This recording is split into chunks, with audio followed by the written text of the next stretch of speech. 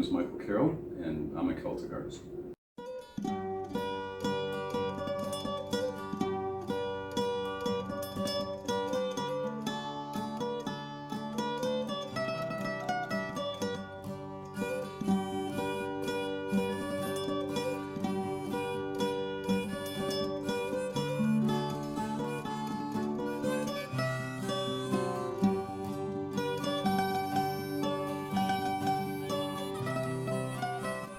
For the past 30 years, my mission has always been to pick up where the 8th century monks left off, to create new illuminated pages just as they did, to never copy their work, producing only originals, to respect the art and uphold its standards so as to honor our heritage, and to educate, promote, and pass on that heritage to the people.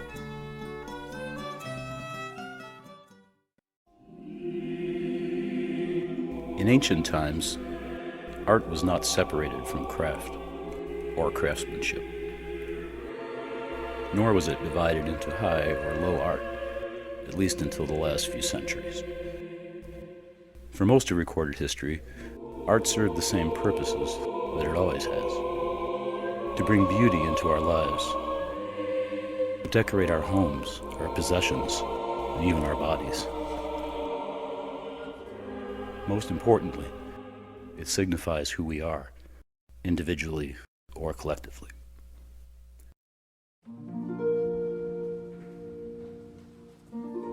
Art is communication at its core, and Celtic art has always been about communicating. Telling a story, passing on the myths and legends that speak to our common humanity. It's the old bardic tradition. And as Celtic artists, we have a responsibility to uphold that tradition, to be the bards for the next generation, to make art and tell the stories, to speak the truth. I grew up in a neighborhood parish, south side of Chicago, in a big Irish-American family, the eldest of 5. And I knew from a very young age that I wanted to be an artist. As a child, I fell in love with surrealism.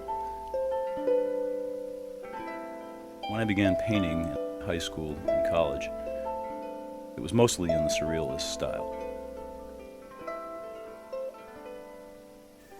But it was the late 1980s, and that style had gone out of fashion.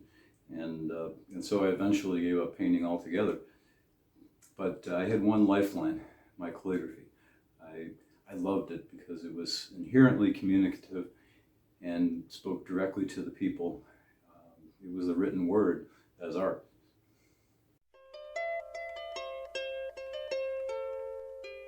After college, as a freelance calligrapher, I did a lot of Italic and Gothic lettering, but specialized in Irish script. There were no Celtic art courses at the time, and no internet, so George Bain's book was my only source. It was Bain who introduced me to the Book of Kells, and I will always be grateful. He was my first mentor, as he was for so many of us, and continues to be. Well, it didn't take long before I became more interested in decorating the letters than I was in writing them. And I'm sure that was true for the monks back in the 8th century as well. But when I first saw full-color images from Kells and Lindisfarne and the Book of Durrow, my mind was blown. It was unbelievable. And not just the beauty, but the scale. Some of the details were practically microscopic. And how could human hands do this kind of work?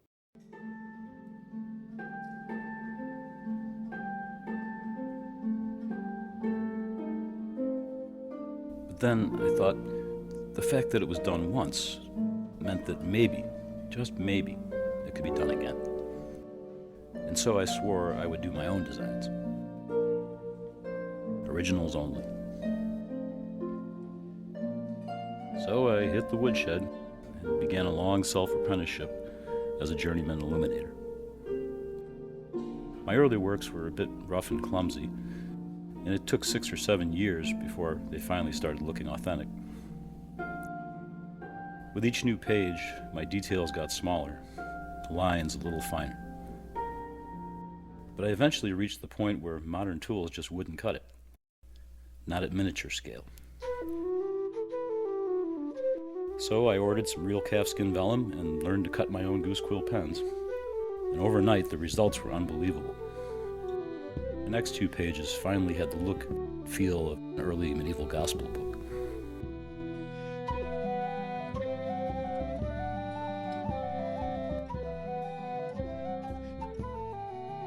As luck would have it, that was just around the time the internet took off. To my surprise, I learned that I wasn't the only one in the world crazy enough to want to revive Celtic art. In 1997, I launched my website, mccelticdesign.com, and first went public with my artwork.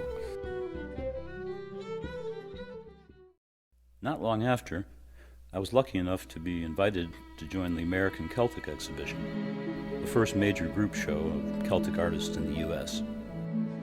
The original group included our founder, Cynthia Matey, Jen Delith, Steve O'Loughlin, Patrick Gallagher, and myself, and was later expanded to include guest artists.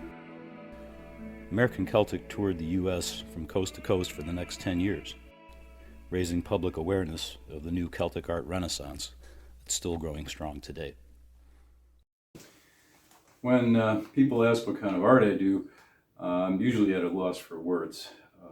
The stock answer would be that I do brand new ancient work in the style of Kells, but that doesn't begin to describe all the planning, the sketching, dozens of revisions, and just the hundreds and hundreds of hours of work that go into the making of a page from start to finish.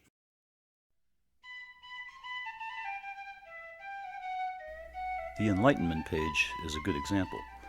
A very complex mandala, a blend of Tibetan and Celtic motifs that celebrates science and reason.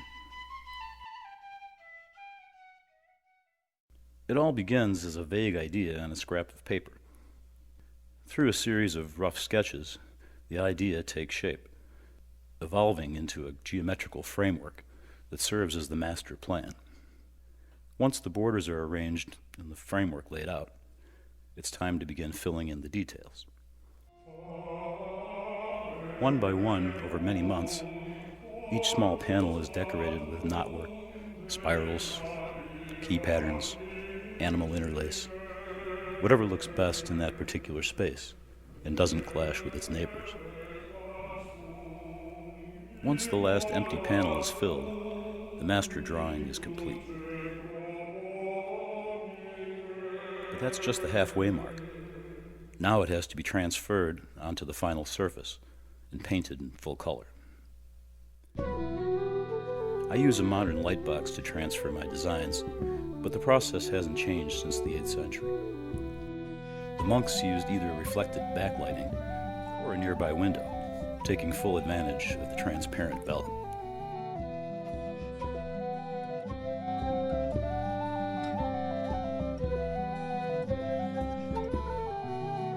The final color stage is the most difficult of all. I find it best to add color from light to dark, one at a time across the entire page, so that no single one predominates. Harmony, balance, and organic flow are the keys to success. Finally, after hundreds of hours of sketching, drawing, inking, and painting, the last strokes of color are applied, and the illuminated page is complete.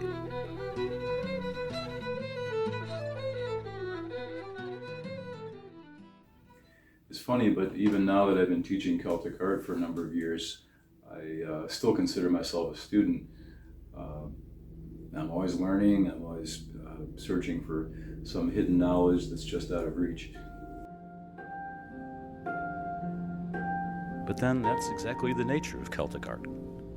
It's puzzling, intriguing, ambiguous, and highly addictive.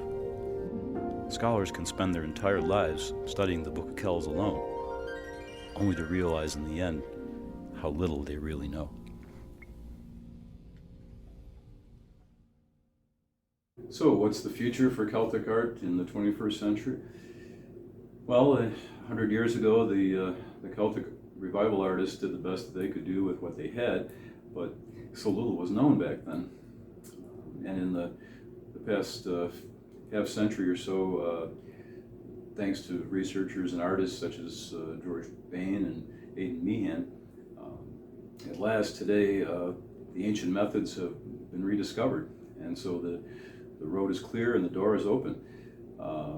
And there's really never been a better time to be a Celtic artist than right now.